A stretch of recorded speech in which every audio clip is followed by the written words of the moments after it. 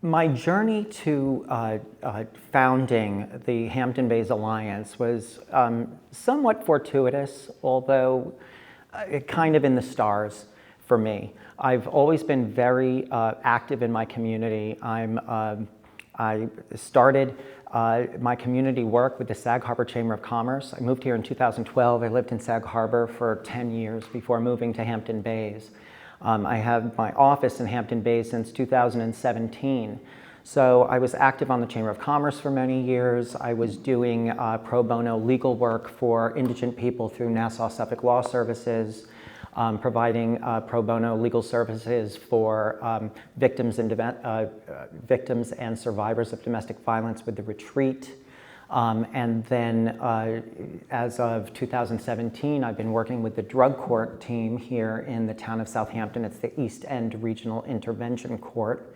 I've been the defense bar member of the team for 8 years now. I'm currently on the town of Southampton Zoning Board of Appeals. I'm a Rotarian. I'm a member of the international networking group called LaTip. So I'm always doing something in the community. So my husband, Gene, who's here in the audience, he and I moved to Hampton Bays a couple of years ago. And like I said, I'd had my office there for many years. And I always recognized that Hampton Bays it's a hidden gem. I absolutely love it. We have some of the most beautiful beaches in the town, wonderful people, but our infrastructure is a shambles. And everybody recognizes that. It's no secret. The place is literally falling apart. And there has been a revitalization project contemplated, discussed, planned for decades, and it's gotten absolutely nowhere. Now, we live in a very magical place. We live in one of the most beautiful places in the country, and to live here is to appreciate the very binary or seemingly binary relationship between development and conservation. And always being faced with the stress of how can the two meet without one taking over the other. We do love nature. We need our groundwater to be clean and pristine. We need our beaches to be clean. We need to conserve as much of nature as we can, but also we're human beings and we live in a society and we need to develop certain portions of it. And I think we can all agree that we need things like workforce housing. Dee Dee and I were talking about it just earlier. We need workforce housing, affordable housing. Hampton Bays definitely needs a vital retail district. We need more commercial space. I had an office in the Hampton Bays Town Center, which is where King Cullen is, and I was the one that put that together. You did? Well, good for you. It's a wonderful space. But so I had to leave that space, and I was looking for other commercial space in Hampton Bays, and there was literally nothing. Or there were some things, but they were not in any way appropriate for a law firm. And I just happened to find some place in the Hampton Atrium where I am now. And in order to move in there, I had to spend an inordinate amount of money to rebuild, to renovate the inside of the space. So people who want to live in a vibrant community, people who want to have businesses within walking distance to their homes aren't able to do so. So I became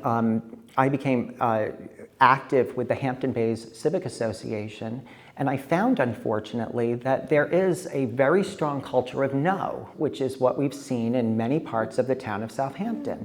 And so people would rather err on the side of conservation, it's more of we just want it to stay the way it always was. And I think that's a very myopic view. I think we have to progress as a community, and that requires us to engage in revitalization and development that's very conscious. But I also found that the public discourse is incredibly uncivil. I found that there's very much a lack of respect for our elected officials. And I found that people who have any other opinion are shouted down And so what I decided to do was create an organization that would allow for a civil public discourse in a safe space where people can come together, share their views, and come to conclusions as to what we should do to progress as a community, taking into account the binary relationship between development and conservation, and to allow multiple voices to be heard. And so that's really my raison d'etre.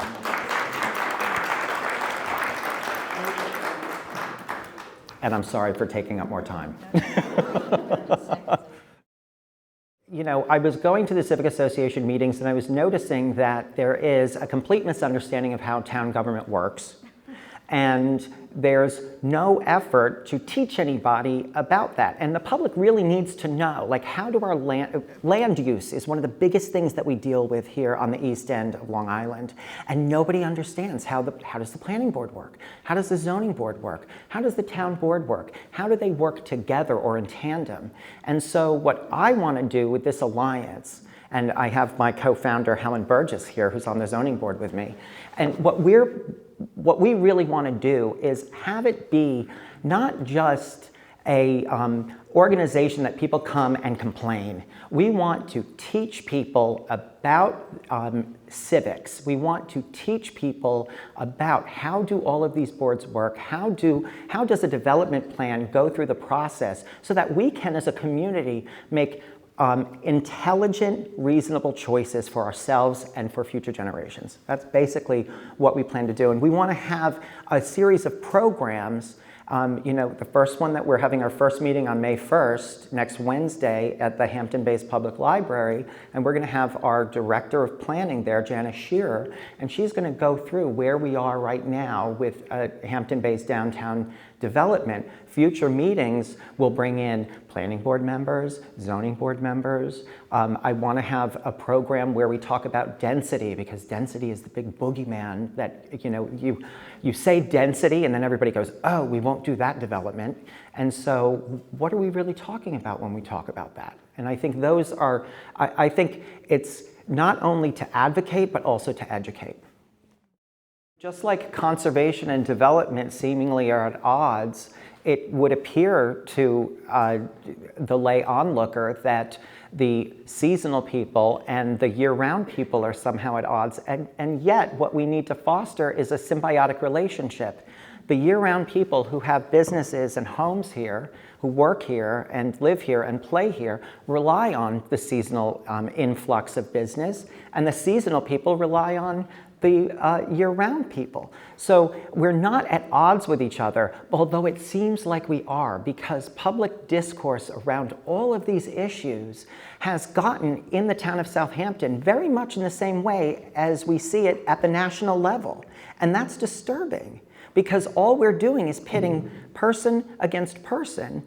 And really what we need to do is come together at the table and resolve these issues and not realize we're not enemies, and we should be fostering all kinds of ideas, because in pulling all these different ideas and brainstorming, we'll find a solution.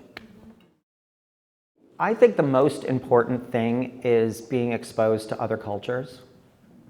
I think that people watching the news from their armchairs in their living rooms are not being exposed to the people that are being reported on. And I think it allows correspondents, journalists, and talking heads to create an impression of what those people are like or what you can expect from them. I know that just recently in the news and on Nextdoor, I'm an avid watcher of Nextdoor, and we had a busload of people pull up in front of Macy's in Hampton Bays, and Nextdoor went wild, absolutely wild. They're bringing the illegals in. And I think that that's a mistake to jump to that conclusion. Maria Moore, our town supervisor, identified that many of those people were waiting for private transportation. We have many people coming in on visas, doing seasonal work that's required here. And those are the people who come in and do the work, and we need them to come in and to do the work, and we rely on them. And I think we have to have more of an open mind. And I think that if we take a moment and take a breath and don't jump to conclusions and try to meet our neighbors halfway, suddenly your perception of them changes. And I think that's the most important thing. Yeah.